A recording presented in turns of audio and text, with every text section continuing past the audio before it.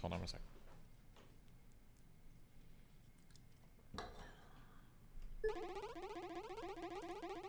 Pictures. It's not sexualizing okay. ourselves. Yeah, when you post pictures of yourself on the internet that are scantily clad for the purpose of getting and/or attention from men, it is sexualizing yourself. What is the you accept it or definition? not. Post as And it's not pictures and traditional. it's It's not okay. OnlyFans, whatever. Even if you're not a hoe. Myron, look, the Guys titty's will out. assume you're a hoe. The titty's out on that top left. Go, scroll up a little bit, Chris. Look at this. This is haram. Oh yeah. Yeah, Never mind. They are so cute.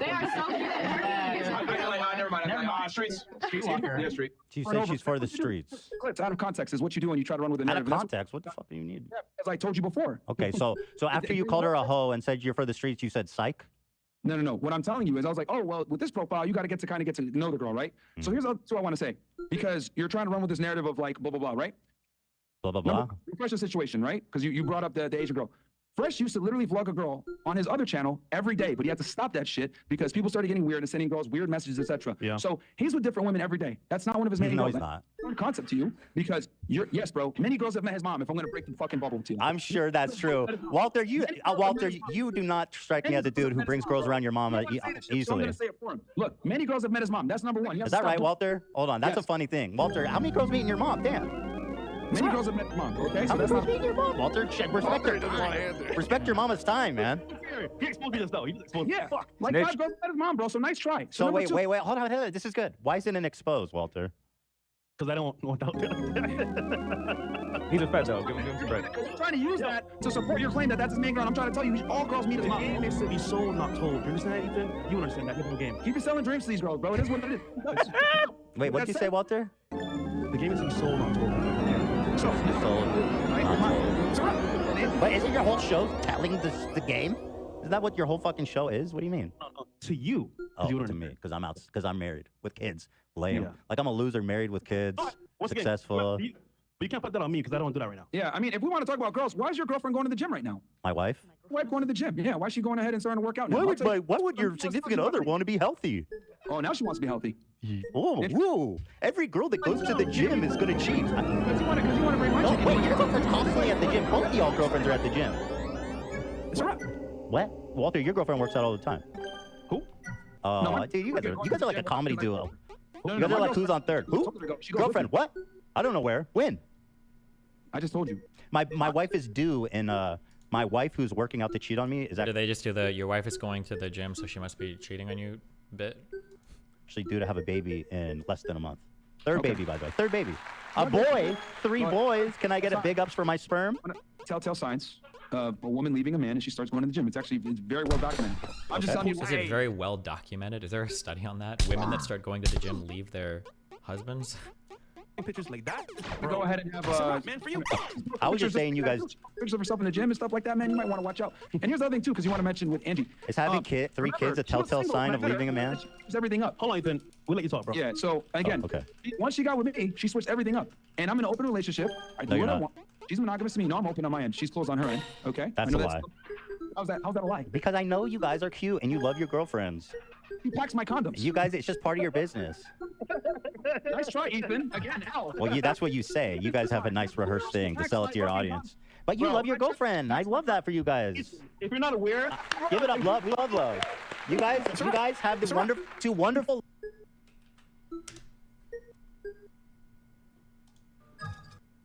Okay. I'm just clicking stuff I have open in the meantime.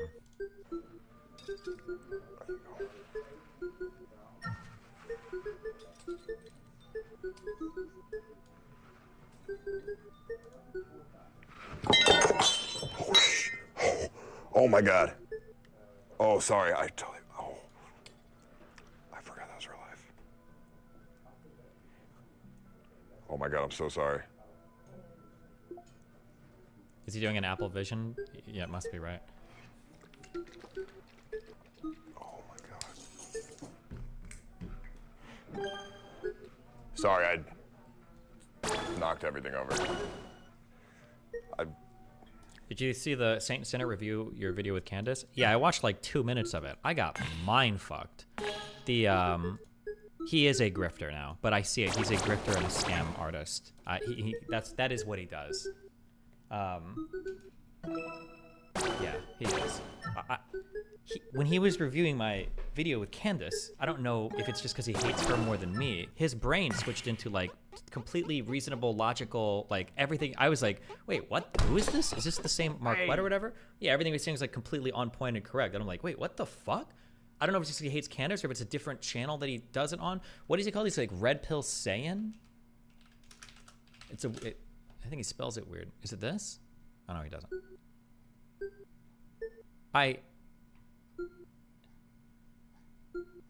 Or no, wait, this might not be his channel. Or I don't know if this is him or if it's just like a random related things. Number one. Number two, $100,000 is a way over the average we're paying for any degree. Well, that's what I paid. And So I'm just. What did you go to school for? And this is the whole point. Like, this is very womanly arguing in a bad way. Well, that's what I paid. Well, you dumb bitch, you don't represent all of America's college students. You don't represent the average or the median, you imbecile. So what happened in your individual case is irrelevant. So why you would bring that up, sharing and self-absorbed. Well, I paid $100,000. Okay, well, you dumb bitch, the average person pays $40,000. So why would we talk about you? You're what's called an outlier, dummy. And this is what we have to deal with. And people have the nerve to call her smart. Or maybe it's just because he hates women. Then a different part of his brain kicks on. How, Sway? How? Or the average, and you, as far as I'm concerned, you can look this up. Look at her. But if you are going to school, Marquette derives a lot of his self-worth from him going to school for his master's. Oh, maybe he's one of those guys that doesn't hate college or whatever. you're probably spending in I just America assumed I about would. $30,000 a year, minimally, if you're out of state. Isn't the average Just amount of look it up. You got Google, right? Look at this dumb bitch. She says minimally if you're out of state. You dumb bitch, most people are not out of state.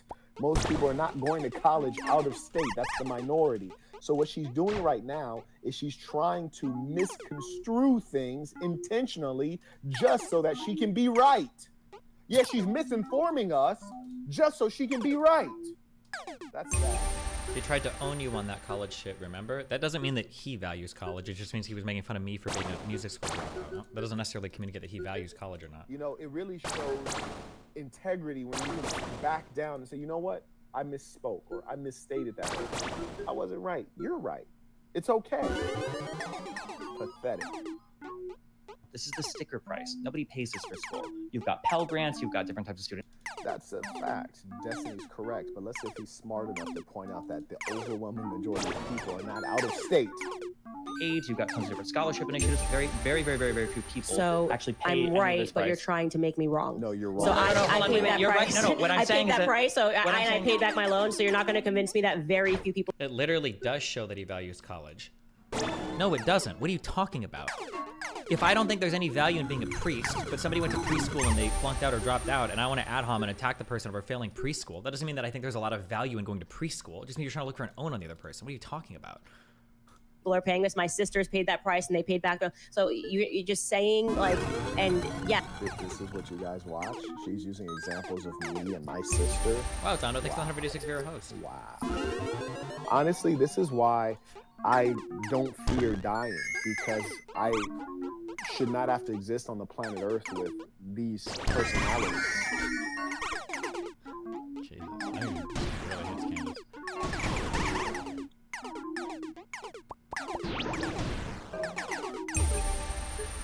I'm so sorry.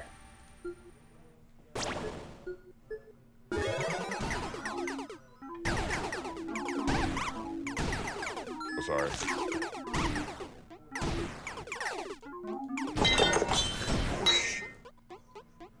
Oh, that's the real glass right there. And then he...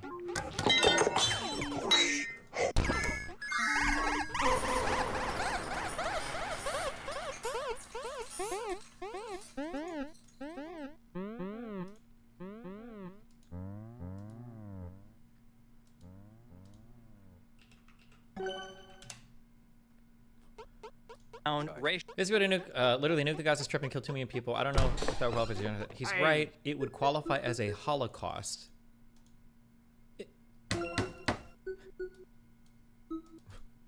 What?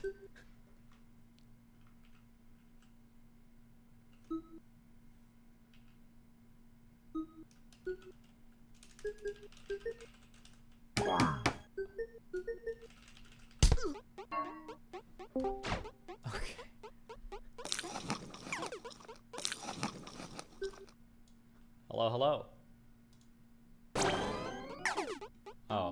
Wait, come back in like 3 hours, okay? I love you.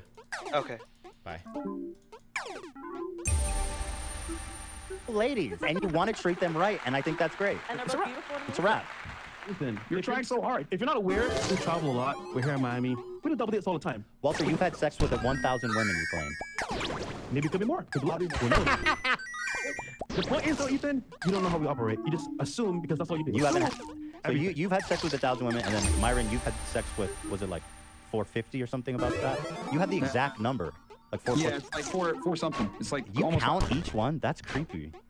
How's that creepy? You have like a kill list? Like, what are you doing? You catalog every woman you have sex with? You know, that's interesting because your partner Hassan sat down right next to a girl that cataloged the dick size, the amount of guys, the names. What does that have to do with me? This other shit. Well, you partnered with him and did a podcast together, bro. I don't know anything about that girl. I don't give a fuck. Your friend. And you want It's to call me weird. Aunt? Yeah, you know what? It's weird what she did. That's weird. You partnered with that guy, right? No, friend. well, he didn't do it. She did. Oh. If he did it, it'd be weird. Check her on If it he at did all. it, if she did it, it'd be weird. If fucking Abraham Lincoln did it, it'd be weird. If you know what I mean? If Myron Gaines catalogs 447, I mean, how long is that list? You got like a whole fucking Torah scroll of girls you fuck. That's crazy. Man, I'm not You right. whip I'm it not- out like a cartoon character and let it roll across the floor. Like that other girl, and your partner was totally cool with that. By the way, he's even more critical of Israel than me, and you don't call him anti-Semitic, do you? Well, yeah, he's. That's your friend. Yeah, Matter but of fact, that's why I don't do the podcast no more, because he was critical of you being a super Well, Zionist. it might surprise you to know, but being against Israel doesn't make you anti-Semitic. Really? When did I mention Israel? I didn't even mention Israel when I was accusing you. Yeah, I know. Because if you did mention Israel, you... Wait. Why is it weird to keep track of who you've had sex with? I don't think there's anything necessarily weird with that. What makes it weird is if you're sharing genital details with people that know the people. That's pretty weird. Am I debating Sean King somewhere? January, February, March, April, on the 1st of April.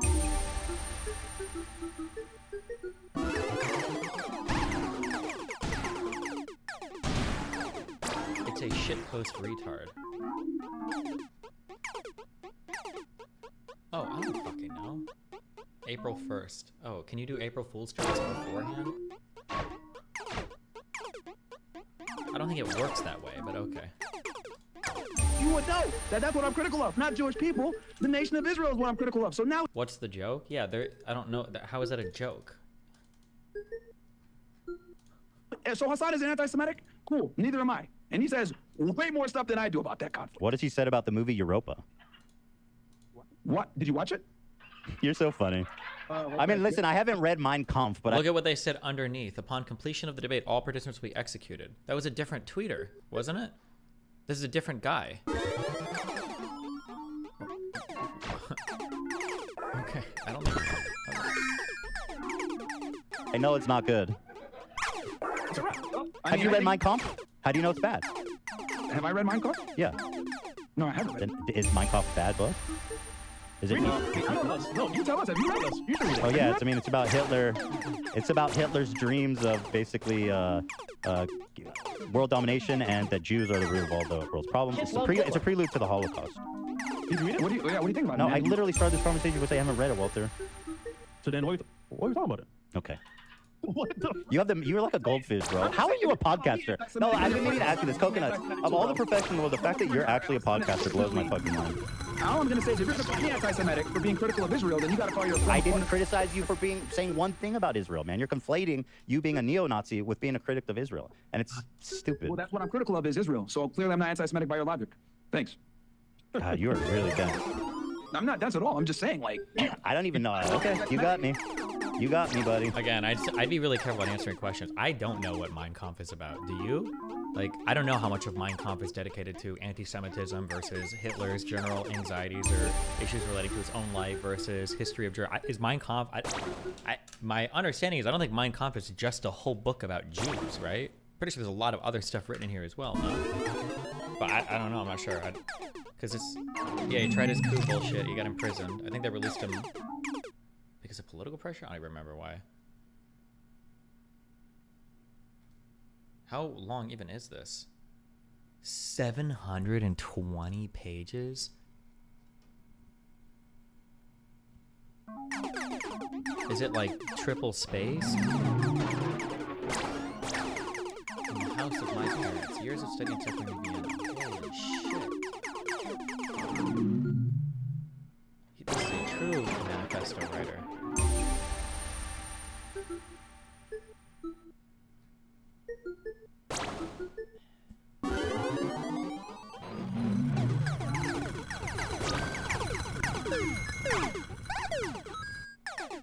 It's an autobiography written in the 20s? Bro, he wasn't even the big Holocaust hero yet.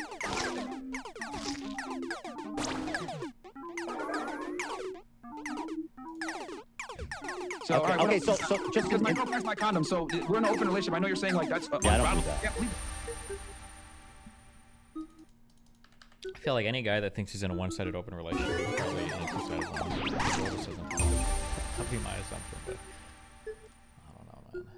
Please, everybody, I love you all. We will. Man, I feel so disappointed when I see like a content creator who I think is like decent, has made good videos, just completely fucking cast aside their values for admiration demonstrated towards a guy who I don't think deserves it, especially in a moment where he definitely has demonstrated that he is intellectually outpaced, outmatched. He even knows the Vosh memes. Hassan is disappointed that Timbo on Toast praised Destiny's debate performance, says he has cast aside their values. Damn.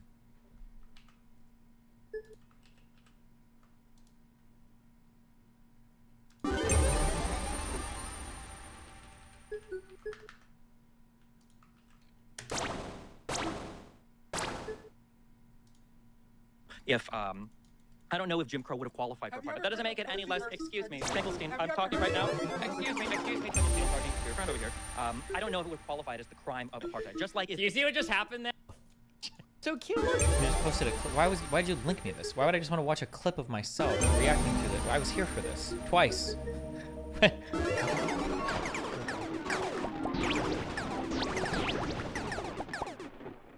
What is it about you that makes people agree with your reasoning but refuse the conclusion every time? 4chan leftists always like that.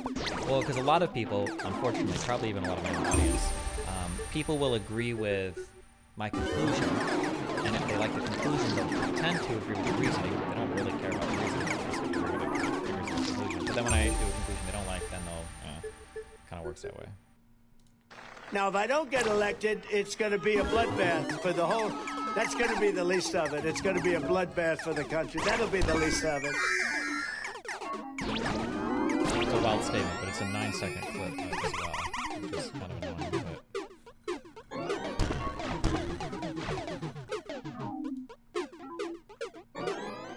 But That's going to be the least of it. It's going to be a blood. Now, if I don't get elected, it's going to be a bloodbath. Because it could be talking about any number of things beforehand, so... Don't live in 9-second clips, guys.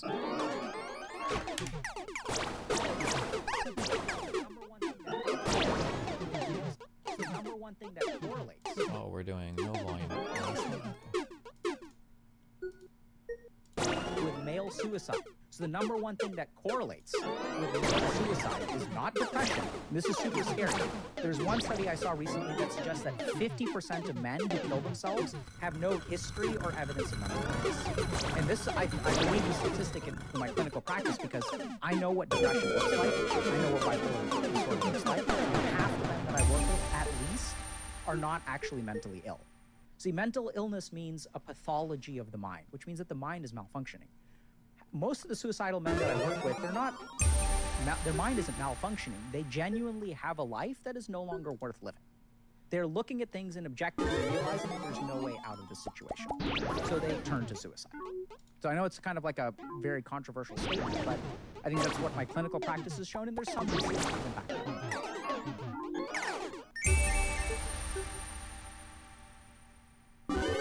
I can understand making a strong statement here to illustrate that the problem isn't just to convince them that their lives are good, but the problem is we actually need to change the direction or the trajectory of people's lives. But I still don't know if I would...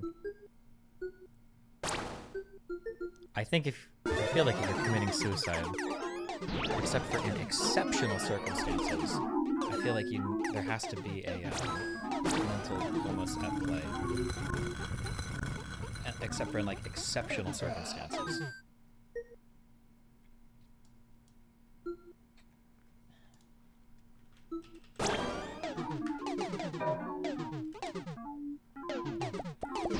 3 friends who committed suicide. All of them men. 2 were married. 1 had a 4-year-old daughter. All of them had lots of close friends. 1 was a highly paid surgeon. Life's not worth living. Bullshit. Pandering to a social media audience. It's kind of what it feels like, yeah. That it's like an extreme statement for, I don't want to say for clicks, but like, it's a hyperbolic statement to get eyes on your statements, basically, yeah. Destiny, are you going to look at the bigger context of the bloodbath Trump quote? No, I don't really give a fuck. I just wouldn't trust it. People are saying there's more context for it, but I don't got plenty of stuff to look at today. I'm not here to exonerate Trump for being a retard. Thanks for the 10 membership.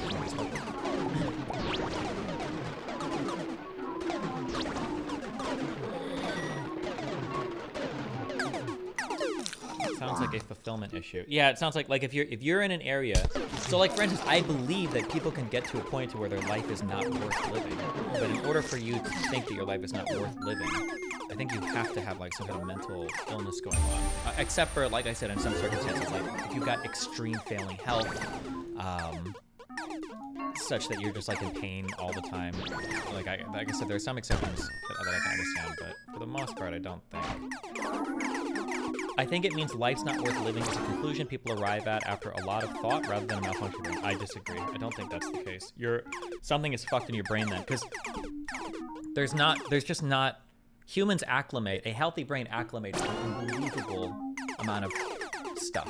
Like even, I've said this before yesterday, even people who are like handicapped, like you can lose both your legs, you can become quadriplegic, you can have shut-in or locked-in syndrome, and even these people's happiness will acclimate surprisingly quickly.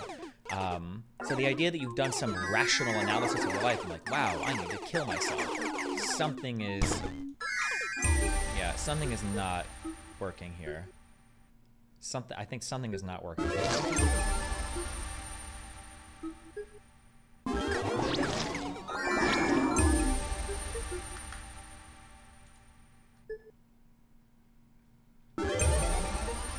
I can't tell you whether your life is worth living, but I can tell you that there are a lot of people you can help if you stick around, and if you commit suicide, you walk out on all the people you could be helping. Okay, that's like the worst. Fuck that. Fuck that. That's cringe, I think. You don't have to aggregate. If you genuinely hate your fucking life and want to blow up, whatever, I don't think unless you've got like children, sure, but. See, Mr. Girl and Lab did a podcast about you. Yeah, I heard, but I don't want to give them any attention. They're boring. Everyday life for many people is mundane, and that mundane existence isn't one that people today want to live. I mean, I disagree. I think that there are other reasons why people think they don't want that lifestyle. I feel like that comes from the social programming as well.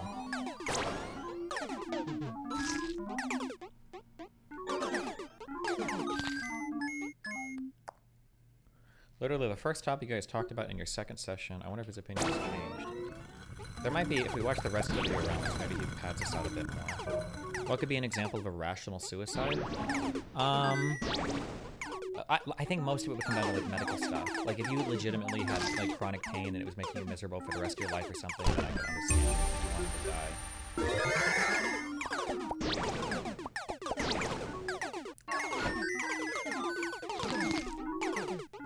How do you explain the high rates of suicide? Is it mostly correlated people are being mentally ill? Well, my guess is going to be it's undiagnosed. That'd be my guess.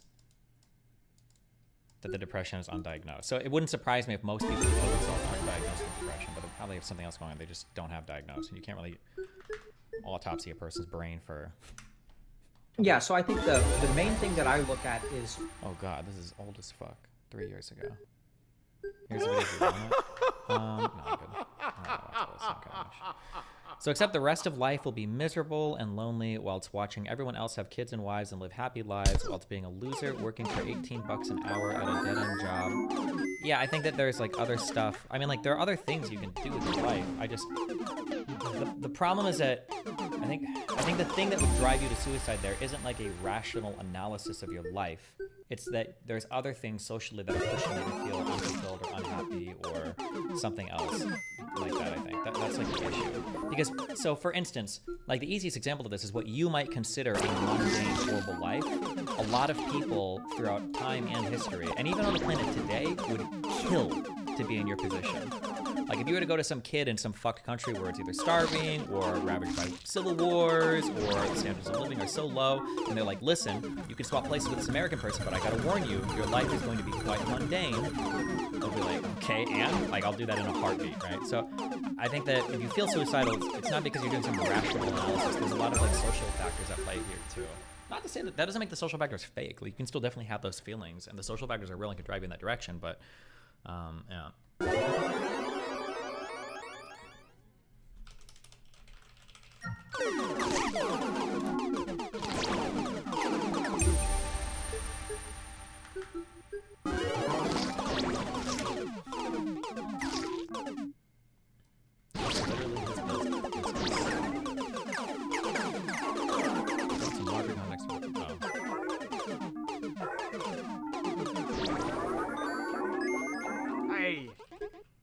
That isn't how people's brains fucking work. Okay. You know what my life Would it is? not just be a byproduct of social media allowing enough? I'm sorry. Allowing people to view other successes, having a shit enough life while seeing everyone else doing well type of shit. Yeah, I think that could be a big thing. 100%, yes. But then it just depends on what you consider a rational analysis or not, I guess. Like, let's say somebody DM you, they're like, I'm coming to kill you tomorrow, and it's going to be excruciatingly painful. And let's say there's no reason to kill that person, but for some reason you do, and then you kill yourself. Is that a rational decision? Well, it really depends on what you mean by rational at that point, right? Because it is rational if you believe that to be the case. Maybe it would be rational to kill yourself. But if you have no reason to believe that to be the case, or with better form of analysis would change some of your premises, well, now it becomes irrational. It depends, I guess, on how we define rational. Like, how does he have any right to complain? And even your mind will tell you this. You'll look at these people and you'll be like, yeah, I don't have a right to complain. But now we need to stop for a second and think about what it does to your psychology when you as a human being are not allowed to articulate your side. I've worked with people who've grown up in abusive households where children will say to their parents, Mommy, Daddy, I'm hurt. And the parent smacks them across the face. How dare you? You're so lucky. You don't realize the sacrifices I make for you. It's traumatizing to the child when they say, I am suffering and no one listens. This is what we're doing to the generation of men. People are saying, realize the sacrifices I make for you. It's traumatizing to the child when they say, I am suffering and no one listens. This is what we're doing to the generation of men. People are saying, I am suffering. For 100 years, men have been killing themselves. 80% of suicides are men. The most dangerous thing for a man under 45 is themselves. And these people have been literally killing themselves because no one is taking seriously. So in the same way that you grow up as a child in a household that's abusive where no one takes you seriously, no one listens to your suffering, and now we even have successful men who are not allowed to complain. So the psychological impact is the same. Anytime you have a human being who is suffering in some way and they cannot find connection with another human being, they cannot find attachment with another human being, that person is going to feel isolated. And if you look at the statistics on suicide, it's very interesting. So the number one thing that correlates with male suicide is not depression. This is super scary. There's one study I saw recently that suggests that 50% of men who kill themselves have no history or evidence of mental illness. And this, I believe the statistic in my clinical practice because I know what depression looks like. I know what bipolar disorder looks like. And half the men that I work with, at least, are not actually mentally ill. See, mental illness means a pathology of the mind, which means that the mind is malfunctioning. Most of the suicidal men that I work with, their mind isn't malfunctioning. They genuinely have a life that is no longer worth living. They're looking at things and objectively realizing that there's no way out of the situation. So they turn to suicide. So I know it's kind of like a very controversial statement, but I think that's what my clinical practice has shown, and there's some research to even back that up. So if we sort of look at what's going on with men, we're sort of, they have nowhere to turn to, and the number one thing that correlates with it is not mental illness, but is a sense of thwarted belongingness. So this is kind of like multivariate regression analysis. But basically what happens is what causes people to kill themselves is they try to connect with others and they get rejected. So it's specifically a very specific research term called thwarted belongingness. So I try to belong to a group, and that group, or multiple groups usually, will thwart my attempts to join the tribe, to join the community. And this is what actually correlates a lot with suicidality. So what's going on with men right now is that we really don't allow them to suffer, because then you're not manly. And we're so externalized with our attention that we're not connecting with ourselves. And so we're looking to other people to tell us what it means to be a man. But that may or may not work for you, right? That may have been what worked for them. So then we kind of get into this problem where we're disconnected from ourselves. And then the world doesn't accept us. We're not allowed to suffer. And that's what creates the problem. What is the remedy to this? If something horrible happened to you, God forbid, thanks for putting that in. Like paralysis, do you think you'd eventually get over and accept it, or would you want someone to euthanize you? I mean, right now I feel like I'd want somebody to euthanize me. But I mean, like I said, all the data shows that even if bad things happen, eventually you just kind of get used to it. So, yeah.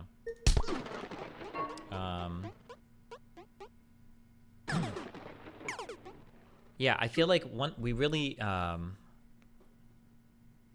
people used to meet people a lot more in real life. Again, I know everybody wants to talk about feminism or red pill or I don't know, whatever woke shit or whatever. I really do think that the internet has fundamentally changed so many different ways about how the world works and how we relate to people and everything else. And I feel like people don't talk about that as much as they should be. Maybe because the internet change happened like both gradually and incredibly quickly at the same time, such that like as more and more internet stuff was introduced, we didn't really notice it, but it's like completely and totally overhauled every single facet of our existence, such that even me who grew up without the internet can't imagine life without the internet. I think I've joked about it on stream before, where it's like, I don't know as kids, I don't know how the fuck we ever found or hung out with each other ever. Because like once I leave my house on my bike, I can't know where my friends are. I don't have a fucking phone to call in and check on who's, but somehow we all managed to meet at the same places. We all managed to hang out together. We all managed to travel and get food and go to the right house. I don't even know how. Like when I try to remember, I just don't even know how it was possible. Because you're lost in space. You're like shot out of a cannon as soon as you leave the house. You're untrackable. You're lost to the wilderness. Yeah, the internet has like fundamentally changed so many aspects of our life. So I think the first thing is there was that weird dating chart I saw that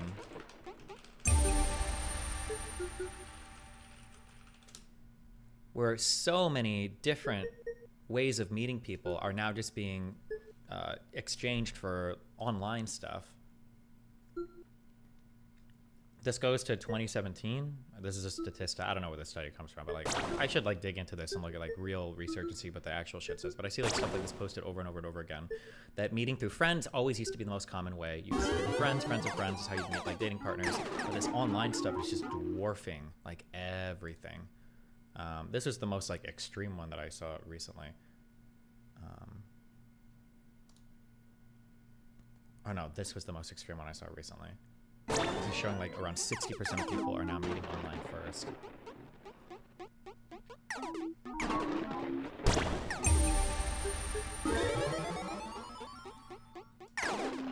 I think it's similar to how if you try to go back to pre-fast travel games and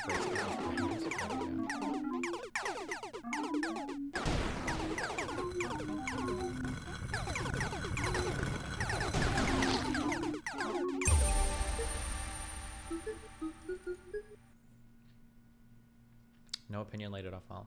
I think people like to watch this who doesn't understand at all continuous negative thoughts due to the reality of situations. It always seems larger or happier than life. Okay. I could be like, this is...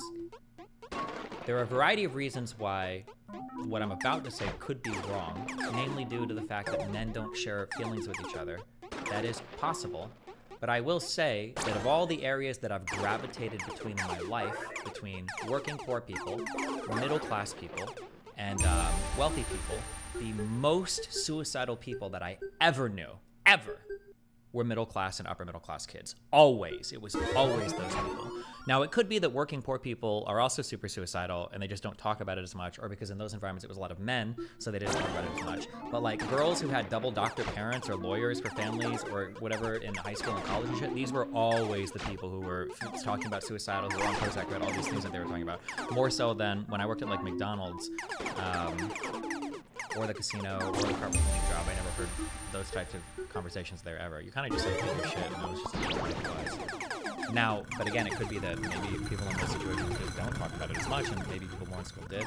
But I know that for a long time, all of these feelings that I have right now, by the way, are completely anecdotally. So I don't have. There's no research. So I could change my mind on this, by the way, in 2 weeks. So be warned.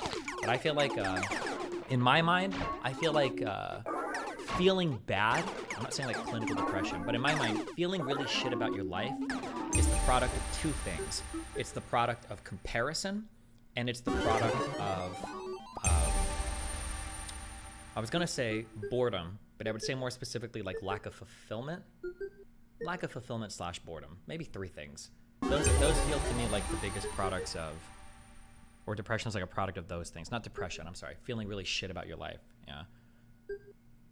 Because when you're poor and you're working all the time, like if you've got a lot of time to sit around and do nothing, and you see other people advancing in life or whatever, and you're just like kind of unfulfilled and you're kind of bored or whatever, but like all of your basic needs are taken care of, it seems like you're more prone to those thoughts. But I could be totally wrong. I think I tried to look this up before because I was curious on the data, and the data contradicted my opinion because I think the more poor you were, the higher likelihood you had of things like depression. No, but I think the data was technically back to like suicide. I think it was older men and people that live on Indian reservations are the most likely to kill themselves. So technically, we're assuming those people are bored or alone. But, yeah. Since most people don't have those things in order, and it is very hard to get those things in order, doesn't that make Darky's argument with them not leading lives worth living ring true? I think most people have like things like food and home and stuff in order. In terms of like working poor and struggling, I'm not sure.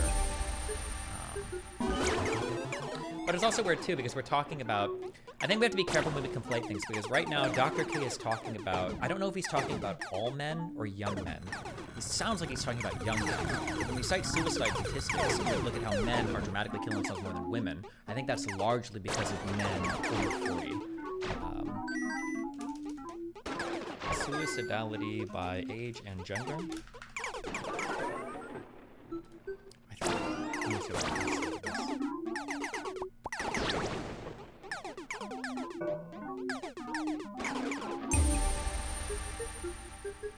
Deaths per 100,000 resident population by suicide in the U.S. So the 25 to 44, I hate that banding. I'd much rather see like up to 30 and 30 to 40 or something. I hate this banding together, how cringe. But almost half of all suicides are just 75 and older. Wait. No, wait, these don't add up to 100. Hold on.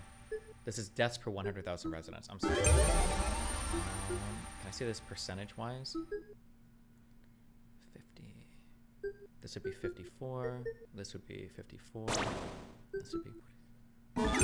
So, I think like, what would you say? About 70% of all suicides are 45 and older, and then 30% of all suicides are 15 to 44.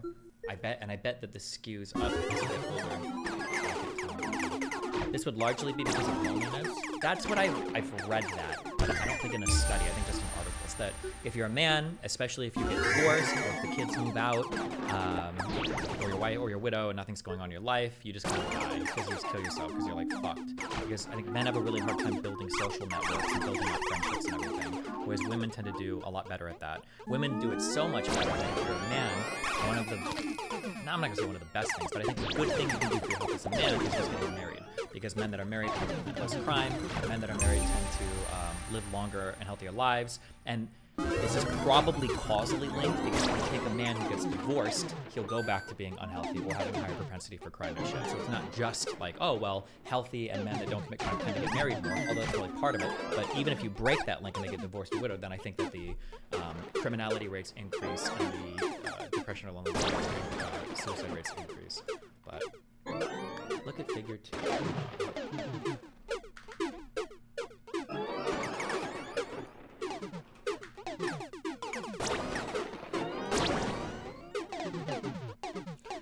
Maybe our definitions of working class are different. A lot of the working class guys I grew up with had extensive criminal records by the time they were 30, maybe a felony. I know so many guys who battled a drug addiction, got cancer, and even died at 30 to suicide, or most of the working class people I knew didn't have a ton of felonies.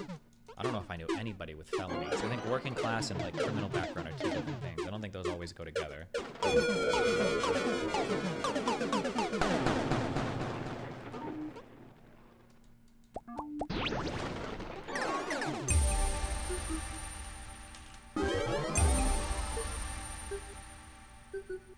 That's it, you just got caught up in the stream, but isn't being in a fucked situation like starvation or etc. different than being in a fucked situation on your own? I guess, maybe. It feels different, sure. Happy St. Patrick's Day. Is that really today? I think isolation is comfortable / addicting after too long. You get used to it and change it is scary. I don't think it's that, I don't think it becomes comfortable. I think that the problem is that there's an uncomfortable hump that you have to get over to break it, and that hump can be paralyzing. There's a name for this. It's records, I think it's called, is it called decision paralysis? No, I feel like there's a name for this. It has to do with like discomfort preventing you from making decisions. So like, if you can measure, it's like if you measure your happiness or something on a graph, fuck this, it would be like, this is where you're at right now, and if you make a decision or if you have to go through some friction, it's gonna fuck you up a little bit, but then after you get through this, your life is gonna be way better. But this hump right here, or bump, or valley prevents you from ever getting up here. You won't do this thing because you're gonna have a this just fucks you. Analysis paralysis? I don't know what it's called. There's a name for this.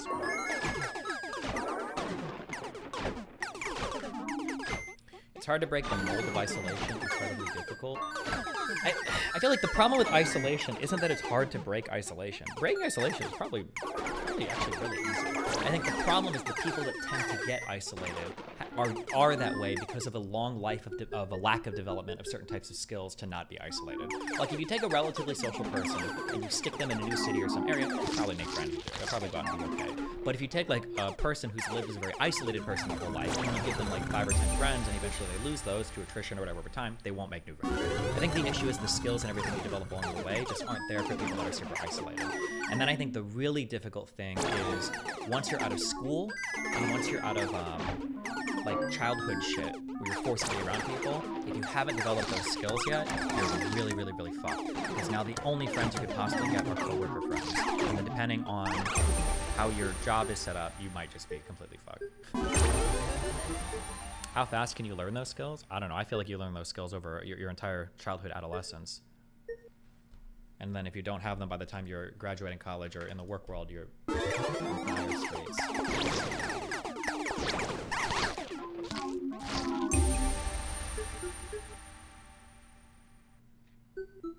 Why do you think suicide's different during COVID? I don't know. Maybe the world was more interesting. People had shit to look forward to. Like it was less mundane. I'm not sure. I would have to see like where they all dipped at too, like what the age range was and everything.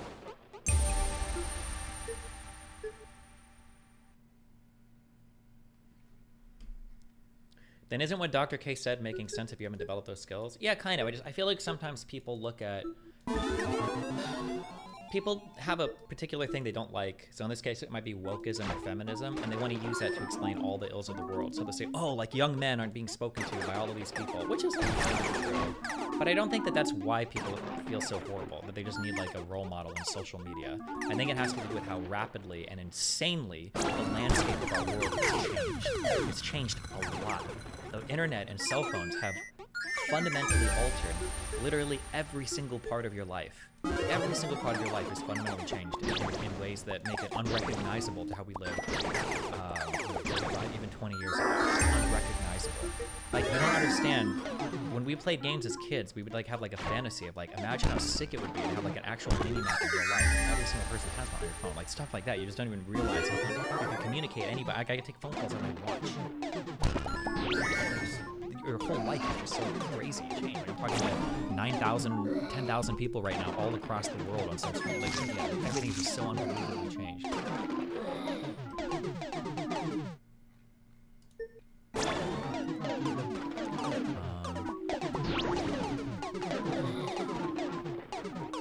I don't understand how you can say all you've said and still think suicide is always due to mental illness. I don't know if I would say mental illness. I just think that like something is going on. It's not good. Or there's some like bad thought that's happening. Table 1. Leading cause of death in the U.S. by select age groups. Hey. Oh, here's where suicide is. 10 to 14? Jesus. I guess, as sad and as weird as that is, actually, it probably makes sense. Because from 10 to 14, nothing really should be killing you, right? There are not very many dangerous environments where people get killing you, and you shouldn't really be dying of diseases of that age. I guess it kind of makes sense from 10 to 14 that suicide would be up there, and then unintentional injury would be number 1.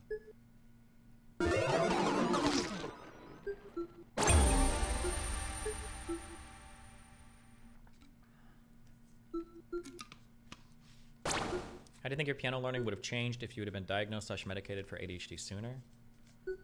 Ooh, I don't want to do a cringe ADHD is my superpower bullshit, but the hyper-focused autistic bullshit might have helped me learn a little piano early on. Because I remember I grabbed the sheet music for... There was a website called OC Remix where you had piano songs. First, people make the remix of video games. There's a Kansas song called Genova the Classical Piano, and I learned that whole song. It was the first song I ever learned, but that was an autistic method of learning. It was literally, because I didn't have any piano background at all, so learning how to like put my fingers and like every single fucking measure, like, it was like, that was like the most autistic thing I've ever done in my life. I think it took me like 6 months. It's just fucking the most retarded thing ever. I don't know if I would have done that. If I would have medicated for ADHD, I would have, actually I probably would just learned that. I would have started something different. Maybe, who knows. Can you still do it now? Play that song? I don't think so. I don't even know the...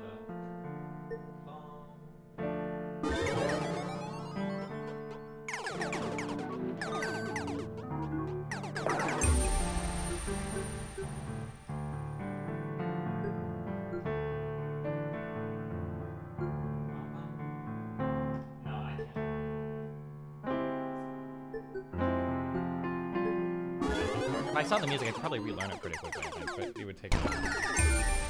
It wouldn't take me a long time. I just said pretty quickly. That was contradictory. I'm just saying words. Fuck it. Okay. We got way more people dying as you get older. Damn. Oh, this breaks it up by age bracket. So 15 to 24, 6,000, 500 died of suicide, 35 to 24, 25 to 34 is 8,800.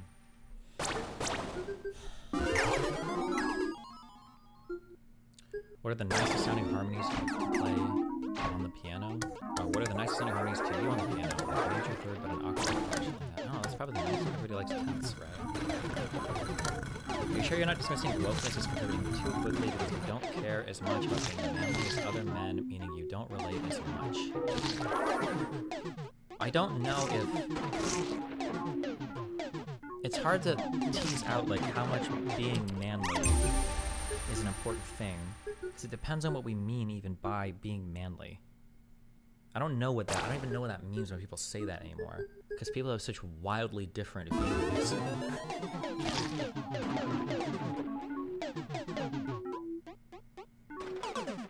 People have such wildly different views of what that means. Yeah, I'm not even sure. I don't know. We must reconnect with ourselves, right? So when you're kind of saying like, why does everyone think, oh, I need to like achieve this, I need to make this money and things like that? Where did you learn that you should do all that? You learned all that from the outside. Instagram, right? So we get fed all of these ideas because if you look at all these influencers, what are they doing? They're never crying. They're smiling. Some of them will even pay very attractive women to take pictures with them. Well, some of them are crying. This is a super truthful and it's really toxic. And again, people do not talk about it enough. It used to be said a long time ago, it was like a decade ago. Don't compare your behind the scenes to everybody else's highlight reels. Instagram is not real life. Even the friends you have on Instagram is not real life. Yeah, nobody's life is as good as they show on social media. God, that's so toxic. Especially shit. Like crying and uploading it for ulterior motives, right? Absolutely, and I think a lot of them are genuinely suffering too. But then it's also like there's all kinds of weird stuff going on. So one thing is like people say that men we don't allow men to be emotional. Nowadays, people say, oh, men are allowed to cry. This is something that I experienced even in my marriage, where we allow men to cry, but we don't allow men to be angry. But why are men no longer allowed to be angry? Just think about it for a second. So anger is just a completely normal emotion, right? But if I'm in a situation where I'm in an argument with my wife, and I feel emotion A, and I express emotion A, and she feels emotion B, and she expresses emotion B, these two things should be equal, right? We as both human beings get to express what we feel. Now, in the case of me expressing anger and her expressing sadness, she's crying and I'm yelling. Suddenly, I become angry. I hate this so much. I hate this so much. And it's 100% true. In some ways, because of my natural disposition, if I wanted to be a piece of shit, I can get away with a lot more than I should be able to. I don't know if my conflict resolution, actually, no, I think it's more feminine or masculine, but in my, depending on how, well, I'm in my mood, but like my form of, if I'm getting upset, the more upset I am, the more I just shut down and avoid. Like, just don't talk to me, get the fuck away from me, go to the room, I don't want to talk to you, right? So technically, I've never liked the instigator crazy scenario, whereas most of the people that I date for women tend to want to resolve problems right now and then become angry. They'll start screaming, they'll start shouting, like, blah, blah, blah. So in some ways, it's easy for me. I've said this a lot in the past, that, like, I understand why people get mad at me. It makes sense because of the differences in conflict resolution. Because when somebody's shutting down and you're getting emotional, them shutting down is the worst feeling in the world. So you want to keep amping up the anger until they respond to you.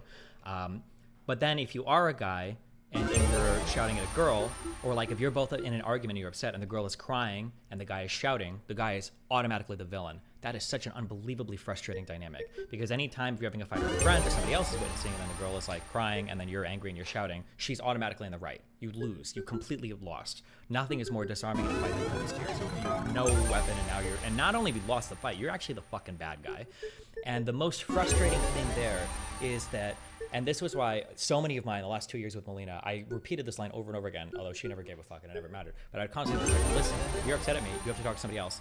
If we're both upset and you're crying and I'm shouting, I cannot be in a situation where I have to bring all of my emotions under control and then take care of all of your emotions while you're mad at me. I will never be able to. I can't do that. Maybe in 10 years, maybe when I become a wise old sister, but I cannot deal completely with everything I've got going on emotionally, because I already feel upset about whatever we're fighting about. We're shouting, we're obviously got to that point.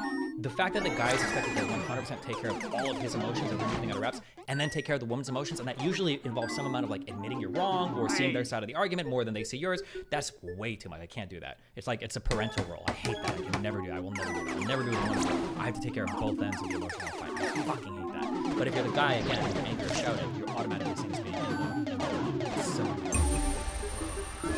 interesting. I saw a viral tweet yesterday.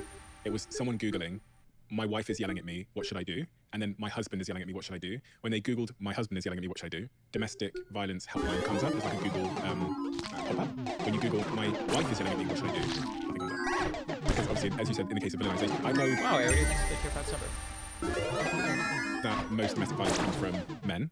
But it's interesting that we see the emotion, we interpret emotions entirely differently because of that. Absolutely, right? So we as a society will say like, oh, men need to be in touch with their emotions, but not angry. And then this is what really screws men, because as men, we are socialized and conditioned to only feel angry. This is the only emotion you're allowed to feel as a man growing up. And this is the one emotion that gets demonized when you're older. So I'll give you a simple example. So like I used to get bullied, right? So when I get bullied in school, like what am I supposed to do? In school, it depends if you can fight back. Absolutely, right? It's fighting back. Like you didn't say talk to the teacher. You didn't say ask for help. You didn't say cry about it, because if I cry about it, what's gonna happen, Stephen? You're gonna get bullied more. Absolutely. So we turn every emotion. So men experience anger as something called an umbrella emotion. We literally suppress and are conditioned to suppress all other emotions except for anger. And then if you talk to the girl shouting and you are chill, doesn't she look the villain as well? I might be biased because of my own life and my own experiences, but no, I think basically no matter what, girls always feel better in fights. Unless the girl's literally getting physically violent, but even at that, then she's like barely starting to move. But usually if a girl is shouting and the guy's just chilling there, like whatever, usually the guy looks like he doesn't care and people think that the guy's wound the girl up or made the girl feel upset, or like, I don't know. I just feel like generally when emotions are getting heated in a male-female fight, I think all the deference almost instantly goes to the woman. It's just frustrating. Talk to men about their experience of life, anger is always the first thing that comes out of their mouth. Someone breaks up with you, how do you feel about it? You feel, no, that's not what you say. I feel pissed off. How could she do this to me? And then we vent that anger on the internet, and then this turns into misogyny, right? And then we get demonized for it. And it's not that there isn't... One of the things about emotions and feelings too that I feel like isn't talked about enough is it's the same thing that I say about biases. Your goal is never to eliminate your biases. It's true of stoicism as well, by the way. Your goal isn't to eliminate your biases. Your goal is to be able to recognize them and then control them effectively. The same thing is true for feelings. When you have feelings, you can't always control those feelings. Now, with CBT, you can go back and audit your thoughts and maybe go over time. But for the most part, you can't like control your feelings. But you can control your behavior in response to those feelings. Now, when I say behavior, I don't necessarily just mean crying or getting upset. I mean like screaming or shouting or hurting or hitting, right? So if you're a man and you get angry, you shouldn't be hitting somebody or screaming at them. But you can get angry. You can raise yourself. It's fine to have anger. It's same thing with a woman. And this is vice versa too. If you're a woman, you can get angry, you can get upset. If you're a guy, you can get angry, you can get upset, whatever. You can cry, you can shout a little, it's fine. It's the actions, the behaviors are the things that you should be focused on more. And one of the big problems growing up, I think, is for women, since crying is like generally sadness, crying is a more acceptable form of emotions, they kind of get more time through development to work through that. Whereas for a man, if you're angry, people don't generally tell you, well, just go hit a punching bag. If you do that, they'll think that you're like unhinged. I think I had a few of those conversations when I was a kid. Sometimes I get mad, I go to my bedroom and I like punch my pillow. And I think my mom got mad at me once for doing that. I was like, it's just a pillow, Mom. It shouldn't matter. Should be harshly judged if we act on those kinds of emotions. I'm not saying that's the case. But what we also need to consider is that men who are saying these kinds of How do you feel about the casual man hate a lot of women have that is socially acceptable, but the other way around is the worst thing ever? I think it's just a reverse. It's like it's a reaction. I understand why women feel that way, especially in response to how it's gone in the past, but like it's swung too far the other way now. It's really cringe. You can't have all these spaces where people are like, yeah, I hate men, fuck men, blah, blah, blah, blah, blah. It's just cringe. It's super, super, super cringe. Of toxic things are saying that for a reason. This is because of their upbringing. This is because of the world that they lived in, right? So we're conditioned to only experience anger. Even sadness gets turned into anger. Shame gets turned into anger. Fear gets turned into anger, right? So if I'm afraid of something happening, what do I need? I man up, get angry, right? Like, let's go, son, let's go. This is the emotion that we tap into to overcome fear. So we don't feel any of those other emotions, and we're left only feeling anger. At the very heart of aggression, I had someone say to me once that at the very heart of aggression is some kind of insecurity. But for men, when they encounter that insecurity, they only know how to sort of manifest it as aggression. So I wouldn't agree with the first thing that at the heart of all anger is insecurity, but I would absolutely agree with the second thing that the only way we know how to respond is with anger. Because here's the exact quote, just found it. The source of aggression is insecurity. As we are unconsciously aware that our position in life is never secure, people feel increasingly insecure and helpless, so they will be increasingly aggressive and confrontational at a personal and a social level. I think this is something that I bring up a lot that I get really upset about Fresh and Fit for perpetuating. I don't know if you call this honor culture, hood mentality, or whatever, but basically, this is how I feel. If you're a man and you are, I don't know how I would draw this. If you're a man and you've got a lot of things going for you in life, you don't really have much to prove. You don't need to act weird or act ghetto or start fighting people or screaming at people because like, who the fuck cares? Like, you have too much to lose at that point, and you've got like enough to back your reputation. I was like, why the fuck would I do this? But when you have nothing in life, when all you have is your name or your reputation, things like violence or aggression sometimes might be the only way that you feel like you can stake out a position in the world. And it's the only way that you can get people to respect you is by showing that you can fight somebody or hurt somebody or whatever, which is cringe. I think I understand why people without much to their name do that. It makes sense because when that's all you have, that's what you pound, right? But for people to get further up, the ghetto mentality, that should be abandoned. I think that's really cringe. And it does kind of...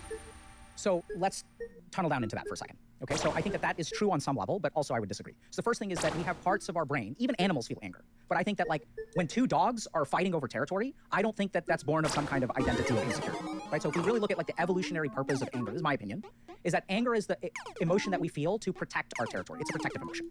So if I slap you across the face, what's the first thing that you're gonna feel? It's gonna be anger. So if I insult you, you're gonna feel angry. It's fascinating the way that it works. So anger causes our thoughts to be faster. Anger causes our peripheral vision to collapse to 30 degrees. So I only see what's in front of me.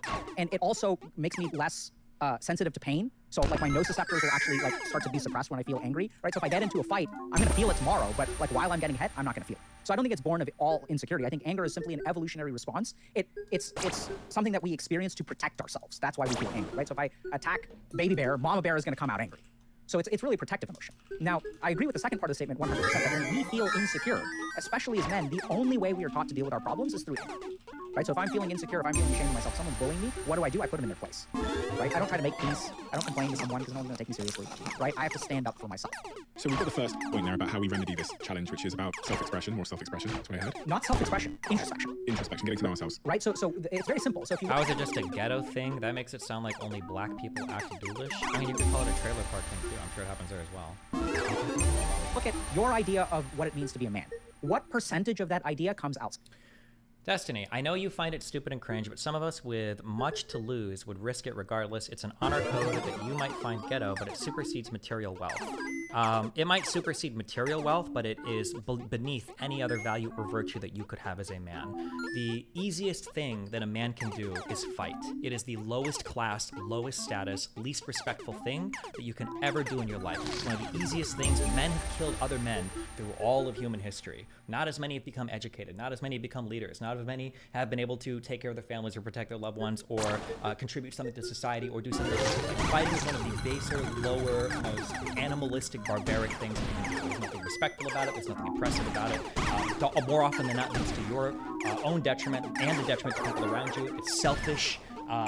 It's not honorific unless you're doing it for sport. It can cause you to not be able to take care of other people around you. Like it is one of the lower, baser, most unintelligent ways to resolve any sort of thing. Sorry if that hurts or whatever, but that is just factually the case. With the exception being of like people who are fighting for like causes greater than themselves. Like I would carve out, you know, if you're fighting for your country, if you're in a revolution, if you're in some guerrilla warfare with an oppressive power, whatever, something, then you can carve out things for this. But fighting requires skill to win. No. For street fights, 90% of it is just size, okay? We're being realistic. When you're talking about people fighting on the street, it's not like these guys are like, okay, like, let me get my gi on, or here's my UFC MMA. Most of it's just like big people like swinging their fists at each other, or falling on each other. You watch a million fight videos to see that happening. And then also, too, regardless of how well you fight, 2 or 3 or 4 people are always gonna beat the shit out of you. Like, that's just the case. Like, if you're in a society where people are fighting each other, you're not taking on, like, a crowd of 10 or 20 people. Your pro-social behavior there, your ability to make friends, your ability to be part of a group of people, your ability to maintain connections to others is always going to dramatically supersede your ability to fight. Because life is not a series of 1v1s. It's fucking Tekken. Side of you. And what percentage of that comes from within? About 90% comes from outside of me. And that's why 90%. Size and who can take it, strength versus power versus endurance.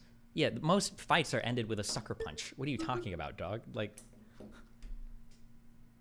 people, we're 90% fucked, right? So, and if you look at, I'm sure you know this, and you probably know this too, if you look at where is the goodness in your life, where does it come from? And it doesn't come from what other people have told you. They may have told you something, but then you looked within yourself, and then you found that to be true. Yeah. The goodness in you, the motivation, the really good motivation in you, not chasing things, but the duty that you have, you know, everything that you really strive for, all that good stuff comes from inside. And the problem is that we live in a world that pulls our attention away from ourselves. What do you think of Andrew Tatism then? So as a general rule, I don't comment on people that I don't speak to. Mm-hmm. So tell me the features of what you're talking about. Okay, so the recent wave of internet masculine influencers who have like Bugattis and... Are you trolling a trained wrestler who's half the size of an untrained gorilla man will win? Maybe if you have like ultra extensive training, the guy doesn't have any friends or the guy doesn't have any weapons. Maybe? But like, bro. Lots of women and sports cars, and there's many of them. There's many of them, and they seem to be resonant for some kind of reason. Also, most people that fight on the street don't have extensive training. It's not like these guys are spending all day in like boxing gyms and then coming out under the streets to have like their anime battles. Women and sports cars, and there's many of them. There's many of them, and they seem to be resonant for some kind of reason. That are kind of saying that the way to be a man is to have loads of money, lots of women, these kind of cars, physical strength, and there's just a huge sort of generation of young, typically men, that are now disciples of that religion. Yeah. So I think if you dislike that toxic masculinity, what we need to understand is it's the people who hate that toxic masculinity that are driving these people towards it. So I know this is kind of crazy. So what's happened is this has grown, right? And as it's grown, what have we done? We've demonized these people. We said these people are bad. And as we demonize them, what's happened? They've grown stronger. So this is something that's very important to understand. If you are a man and you say, I am suffering today, what is the response that you're going to get? Shut up. Absolutely. Not in those exact words, but that's whatever the words are, that's what they mean. Now, I want us to be very, very careful, right? So if you're listening to Steven say people tell you to shut up, and your first thought as a listener is, no, that's not true, that's the problem. So if people agree with you, they understand what you're saying, but if they disagree with you, that's the problem. You literally have a man who's telling us right now that your experience of I say I'm suffering, people tell you to shut up. And then people are going to be judging you for... Fuck, we're not getting into this a lot, okay? This is such a cringe topic. I don't know why anyone would consider Destiny an authority figure on fighting. Like, there is no family out there who's like, the wife is at home taking care of the kids, and like the dad comes home and she's like, how did it go today? And he's like, won 3 more street brawls. Oh my God, thank you. I love you so much. You're such a good husband. Great. Like, no, they want their husbands to fucking get jobs and work and be able to provide for the family. What do you, like, I married this guy because he's an undefeated street fighter. That's great. I married this dude because he can work a 9 to 5 for more than 3 years without getting fucking fired. Like, we have a roof over our heads. We don't need food stamps. That's why I married this dude. Like, saying that, and they're going to be saying, no, that's not true. They're going to be saying, shut up. Absolutely. Right? So this is exactly the problem. So men are struggling right now, and the rest of the world says, no, you're not. You're privileged. You're a man. There's a patriarchy. And I'm not commenting on the sociology of it. There is a patriarchy, whatever. Men have many advantages in life. I've experienced many advantages being a man. It's absolutely true.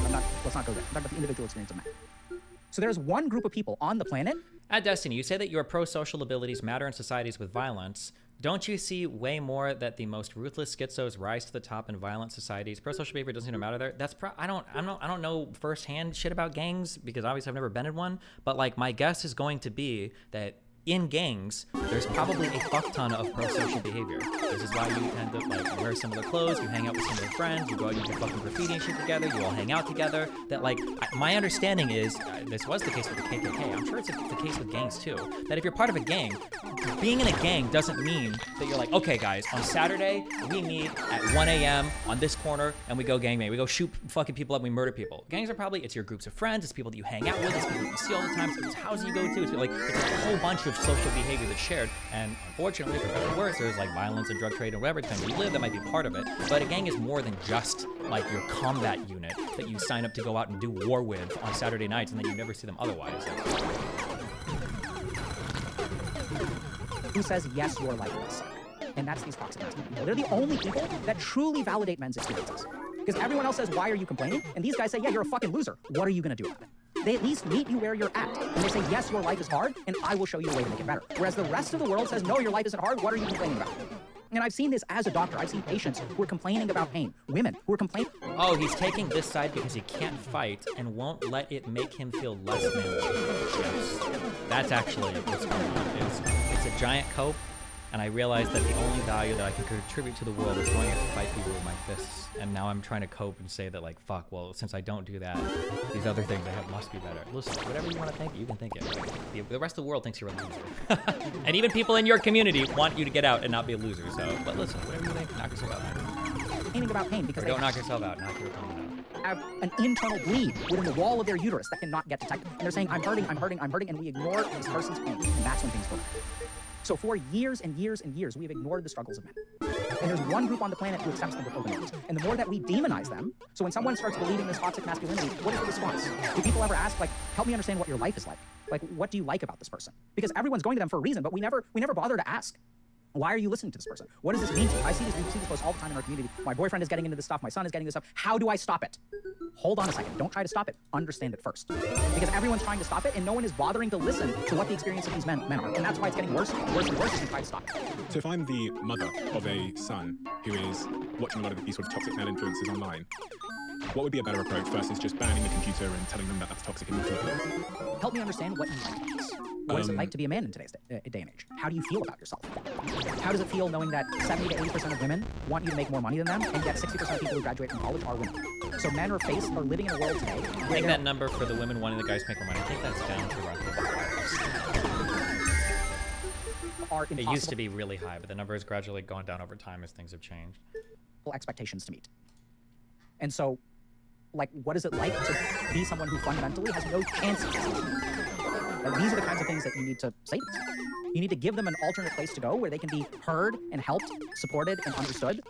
See, anytime we make a judgment, our mind already has a conclusion. There's nothing left to learn anytime we're judgmental. So what do we do to all these people who are toxic men? We even create the word toxic. We literally label them as bad in some way. And I'm not saying that the behavior isn't toxic. But what I'm trying to point out is that even in our language, there is so much harsh judgment. So I once had a patient. We both did it. Absolutely. So I once had a patient who was smearing feces all over the screen. So adolescent kid, right? And when you have a kid who's literally taking a shit and wiping on the walls and stuff, what happens? The kid gets punished. The kid gets punished again and again and again. And one really sad thing is no one ever asks, why are you doing this? What's going on inside you? Because healthy kids don't do this. It's only kids who've been traumatized in some way. And as I work with incels, as I work with people who are toxically masculine, it always starts with children. And when I say always, it's 100%, but I'm talking about 100%. So 100% of people start on this path by getting hurt in some way, by getting taken advantage of in some way, by sacrificing something and not getting something in return. And they have their share of responsibility too. I'm not saying that they're hapless victims, but I think that people who are raised with love and compassion and do have connections don't go down this road. You're so passionate about this now, because I feel like your eyes have seen in your practice some really heartbreaking things. Yeah, I think it's like, see, unless we are willing to be what these people need, they're going to continue going down the toxic masculinity. Someone needs to start offering these people safe haven.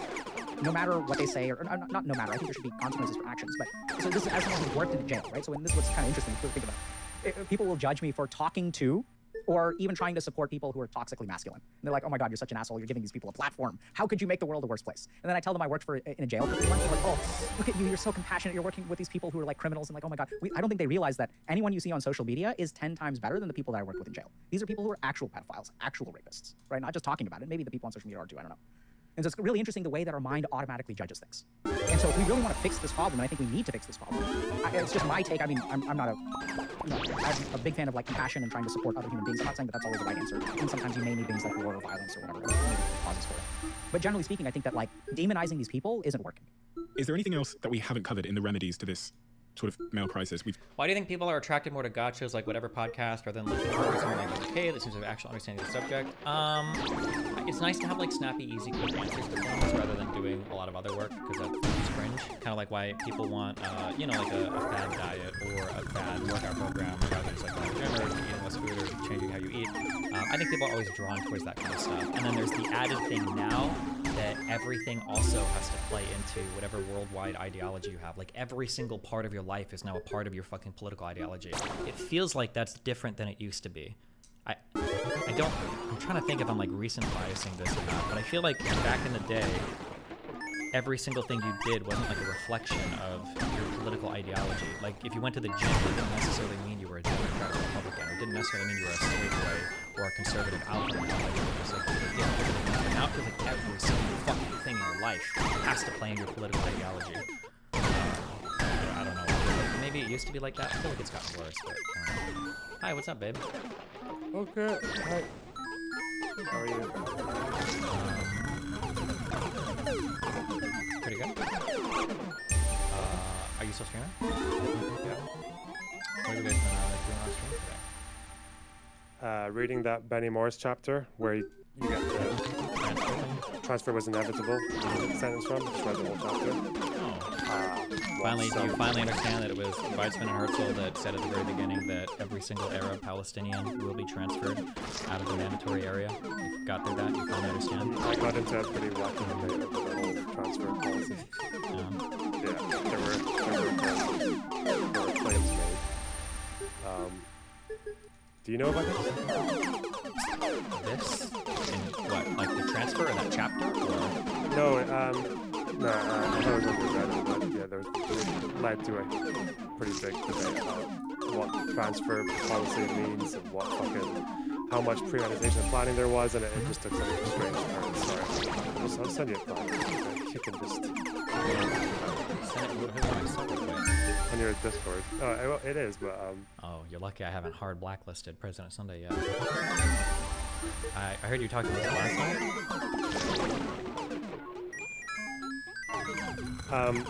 Wait, hold on. What is this? Wait, I'm sorry. Is this am I allowed to read this? Can I read this out it's on loud? your Reddit. Oh. Yeah. Okay. So President Sunday says, you mean when he claimed that the Holocaust was official Nazi policy? It wasn't. That's why people don't point to it arguing that Nazi policy about the Holocaust. But that transfer wasn't Zionist policy because it wasn't in print? Yeah, good job, Lonerbox. So, the extermination of the Jewish people was a really big part of the Nazi policy, such that I'm pretty sure that even when they were like taking over territories in other countries, they were having conversations with leaders about how they were going to transfer or kill their Jewish population or move them to other camps or whatever. What does he mean? What does that statement mean? I think he's confusing.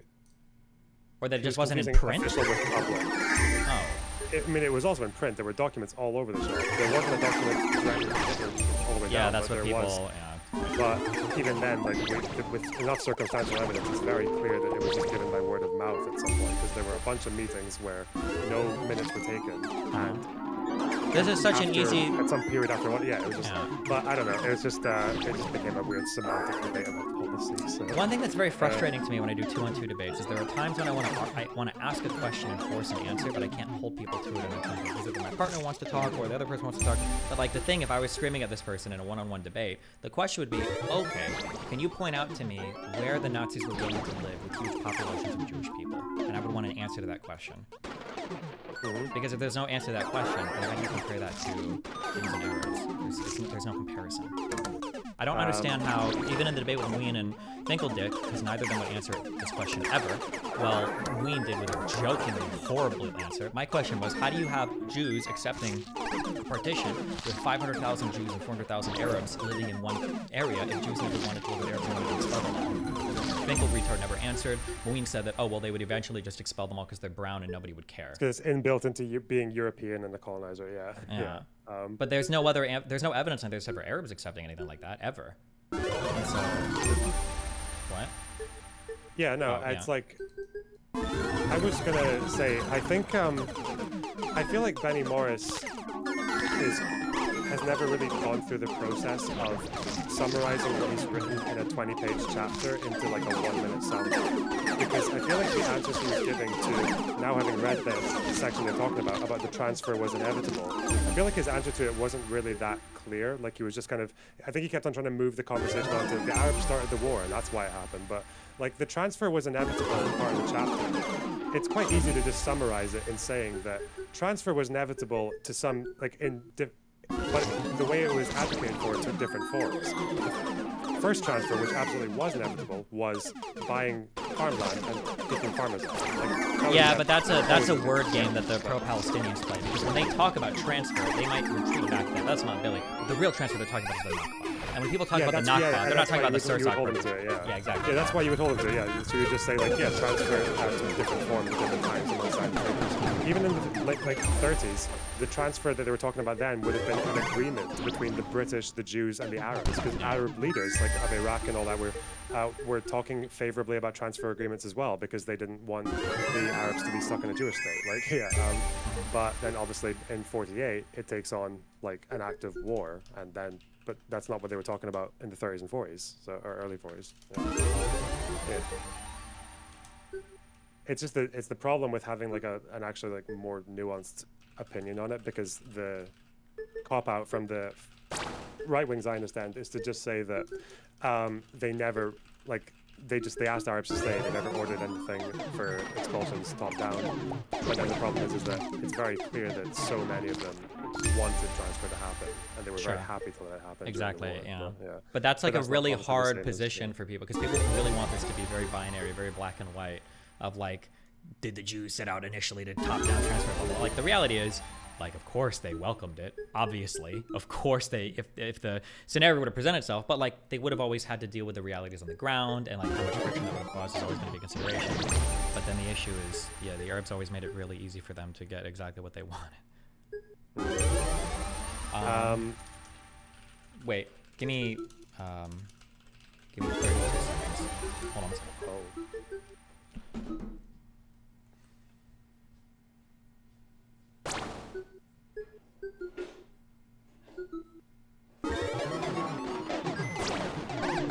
Why are you guys disagreeing with 2004 Morris? We just read 2004 Morris today when he says the exact same shit. Like,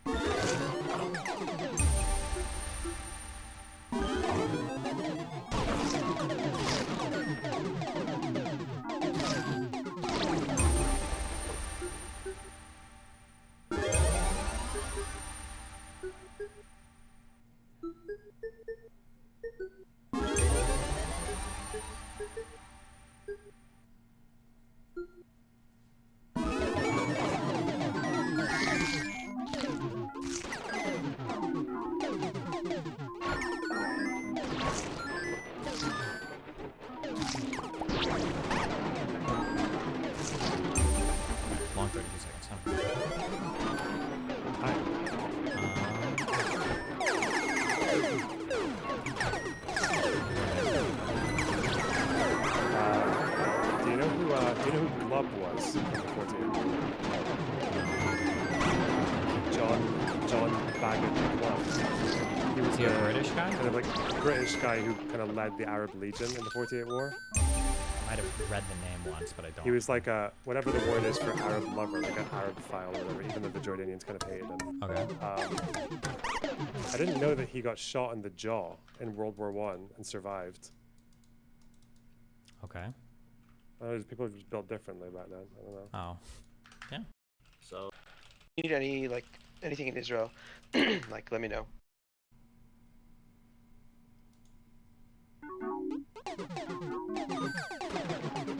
Lawful neutral is Pisco. True neutral is Eli Hassel. That's a good true neutral. Chaotic neutral is Destiny. I don't know what it means.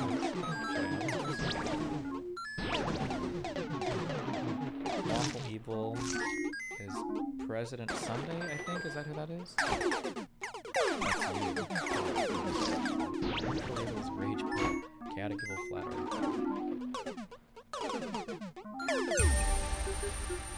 Bonus medals. Chaotic Sad Darius, Giga True Neutral. Chaotic Virtuous Ignorant. Stupid Evil, Hamasanabi, and Ontologically Evil Lolly Guy.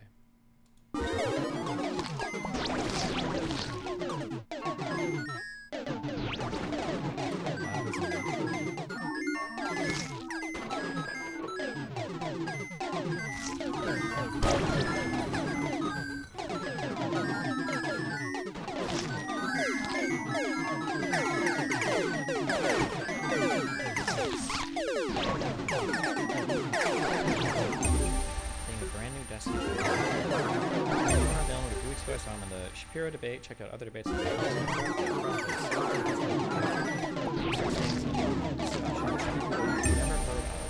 Never even heard of. Profile cultist, which is extra bizarre considering you've known about this guy for mere days. Then I start learning about the lore. Okay, I don't want to throw my little shitpost name from really why I may not have heard of him before since I wasn't really plugged into the YouTube drama world until now, I suppose. I even got a DM about what really happened with someone named Trihex and Fantano in the N-word arc. I get banned from the subreddit if you post about it. That doesn't feel true to me, but hey, clearly there's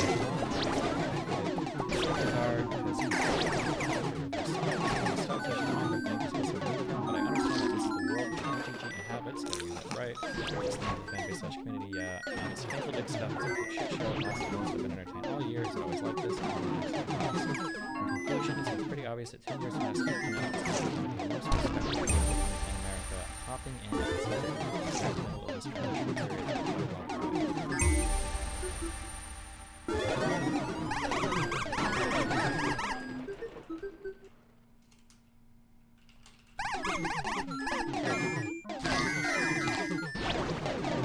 Do you think people attacking us, DGG, as soon as one starts watching, it makes us more united and loyal?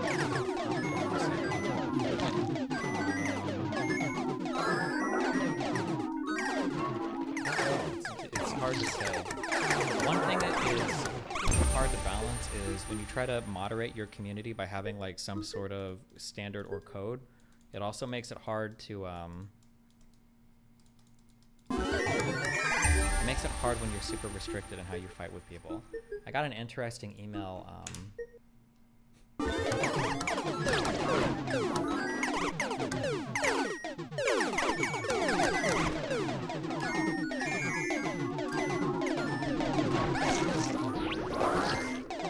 don't know if I would change much, but it's kind of true. The subject line was, your community is too bitch-made to win this war. Reading all the threads with people clowning you is wild. Commies and Nazis are all going extremely hard on you without any breaks, but as soon as you say something a little more forward, your community starts whining about how unhinged you are on Twitter. I don't know if you want it to be this way, but reading your subreddit thread about how you'll never make it into the mainstream and stuff, when you go a little hard on Twitter, is just wild.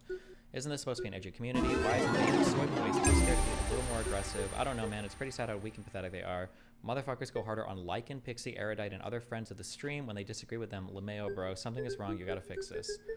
It is kind of funny to think about. Because over the course of like the last like week, every day I have like a million different people saying that I'm stuck. My wife is listening to people. They want to break up with my wife. People want to break up with my child. People send me death threats. People are like saying it's basically the most unhinged collection of shit on Twitter. And then I think I had 2 threads in my server that popped up that were really upset that I go right after that. It does feel kind of weird sometimes, but I don't know.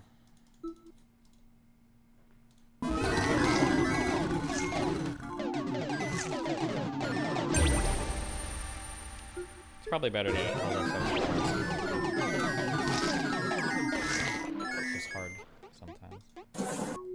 Body cam footage emerges from inside the Senate chambers, challenging the narrative created by the J6 committee. Oh shit.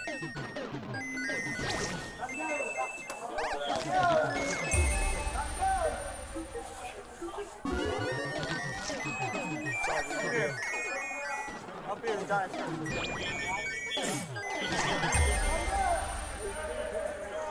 Let's go, let's go. Thank you.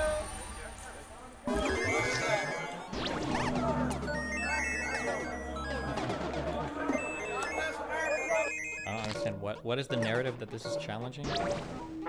It's for reference. People were escorted basically into the Senate chambers early on when they were in the place because the officers were just like basically locked in here. And they were just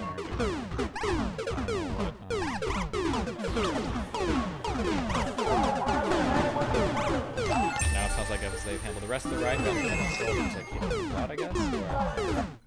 Or I don't know if they would have had the rest of the ride under control. I don't know how like connected the inside of the building is because this is happening at 3:09. Which is around when Babbitt got shot. J6.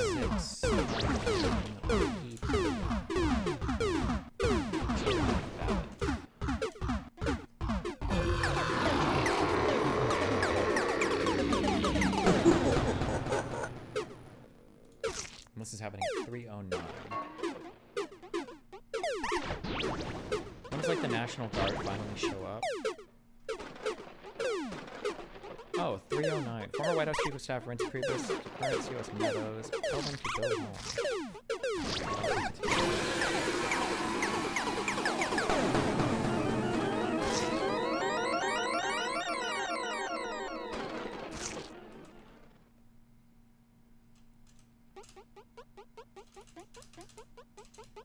You didn't do shit.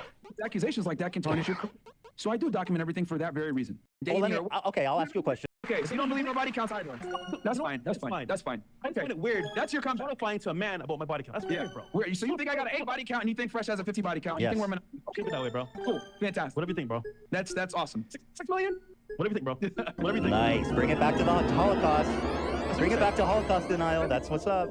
That's what you said. Let's not forget about that part of the interview. What else? I thought you wanted to debate like masculinity and dating. Okay, I'll ask you a question on that, bro. Why is it important how many women you've had sex with? I never said that was important. You've said your body count. You said you've slept with 1,000. Podcast. So it's not important how many women men have slept with? Not really, no. But you didn't. Well, I would say you do need experience. You need experience, but like, I mean, after a certain number, it just becomes novelty at that point. So it's like, no, I mean, it's not. So why do you count? I'm just curious. Why do you count each one? I just count. I mean, I'm just one of those guys. I kind of document everything in my life. That's just how. And Walter, do you count? No. It's too many to count in Walter's case. That should be fucking every day, multiple times. That's my boy. He barely has time to do the podcast. He's just fucking on the way to work. He told me it's 8. You know why it's important to document things, Ethan? I'm doing I document everything so that when people make allegations, try to say you sexually assaulted a girl, you're prepared. And you're able to do a 6-hour podcast with all the evidence proving that you're innocent and you didn't do shit. Accusations like that can tarnish your career. So I do document everything for that very reason. Great. Fantastic. Yep. Let's see. Coconuts, you are religious, right? Who said that? Oh my God. What's the point of this conversation, man? Do you want to end the conversation? Well, Ethan, while you're on your decline, I just think you should research properly before you assume, you know? Yeah, you didn't research much, man. Bro. You didn't, well, okay. Yeah, you did like, you got to fire the people that did your research for you, bro. Terrible team, bro. God damn. May I accuse you guys of being bad faith? Sure. How are we bad faith? Go ahead. Well, we can start by not answering any fucking question I ask.